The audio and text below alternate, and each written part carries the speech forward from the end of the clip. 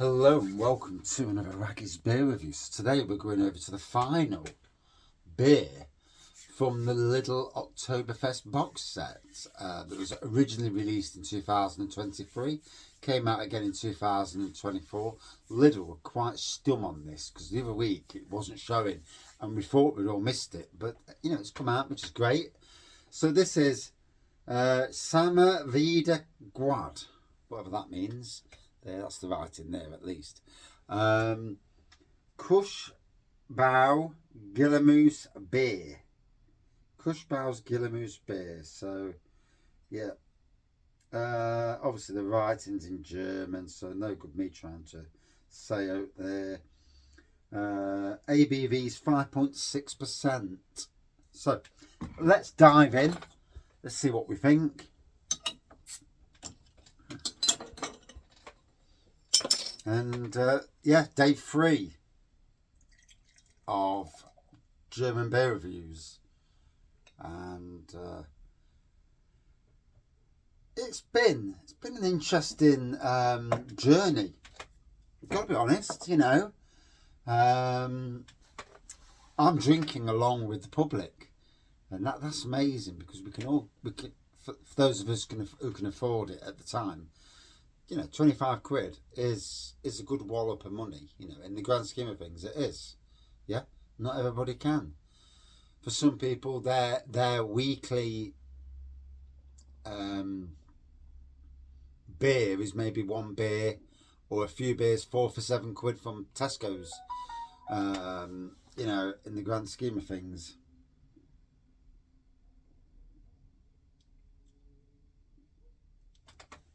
Do get some bollocks emails on the internet.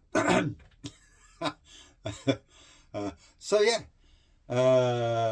golden straw to golden pour, a little bit of carbonation going off, bit of a head on this, bit of a white head.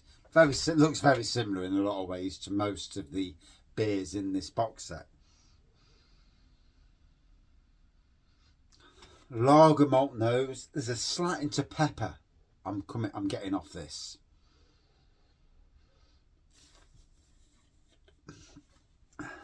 So we'll see how that goes.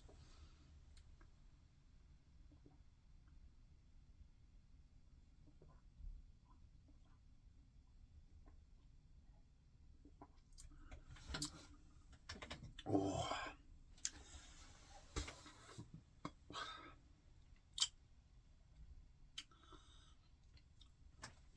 On the taste, very quaffable, easy drinking.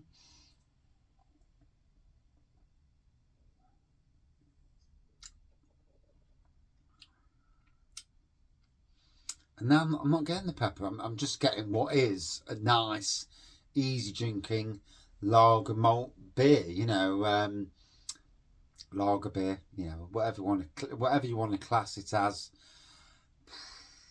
I never know with these German beers. I mean, obviously people call them German beer,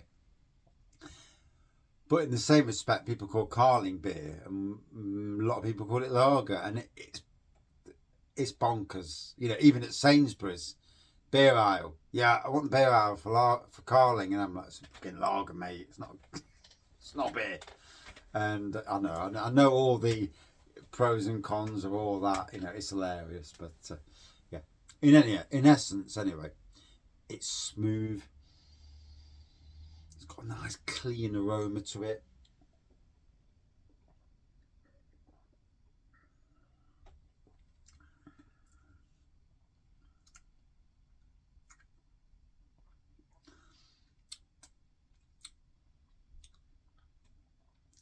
Oh, the final one. Number 10. I was happy, really happy to do these beers, and I'm going to do a separate review after I've drank this beer, just to give my thoughts on the box set. The October, you know, a review of the box and of my thoughts, and remembering what beers, because obviously you drink a beer, then you put it down and you forget what beers I really, really enjoyed and all that.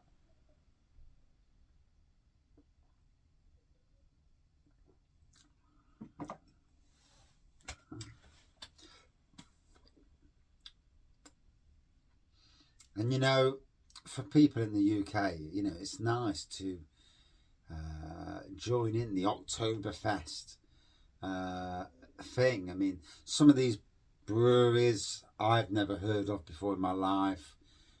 Literally, two of them I've heard of, definitely. A third one maybe.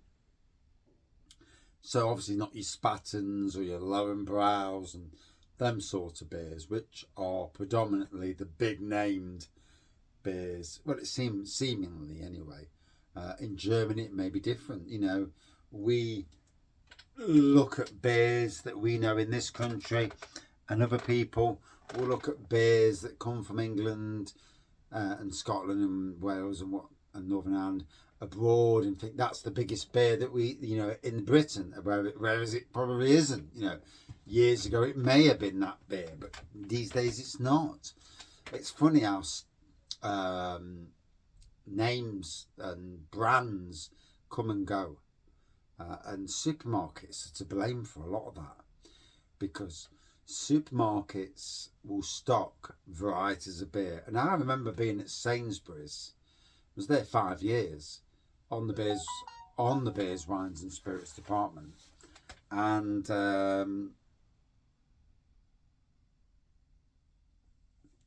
yeah, on that department, and not me obviously, but they fell out with Carlsberg at one time, which isn't really a big deal. So we stopped stocking the Carlsberg crates, and we only stocked 4-packs. And you know, it's amazing how companies fall out. But then also companies will push, and I do mean supermarkets as well, will push a particular brand. Madri is getting the biggest push of your life. Cruzcampo is also getting a big push. Cruzcampo is nasty, but you know, nothing compared to this sort of experience. But it's amazing how that all, you know, comes across.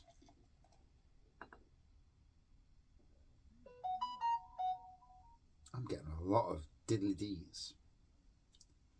And that is Happy Drinker Andy chatting to me on WhatsApp.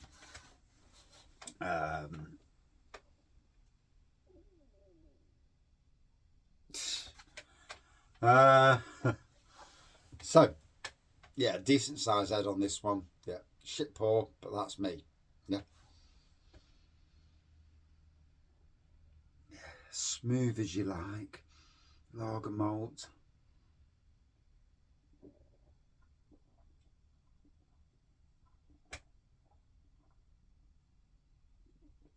Oh.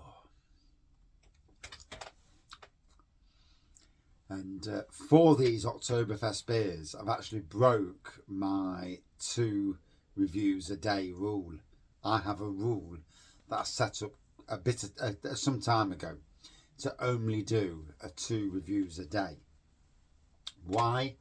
Because it's expensive to review beer, but also I didn't want to flood the channel. But because of Oktoberfest and all these chuffing beers that came at once, I wanted to get my beer reviews out there, get them in the public domain, and let people make their own mind up on reviews. And I've got to be honest, yeah, I'm enjoying this one.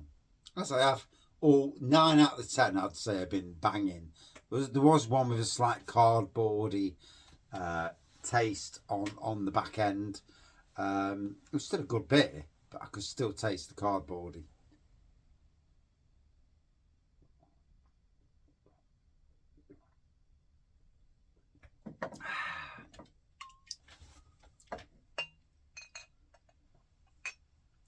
So, yeah,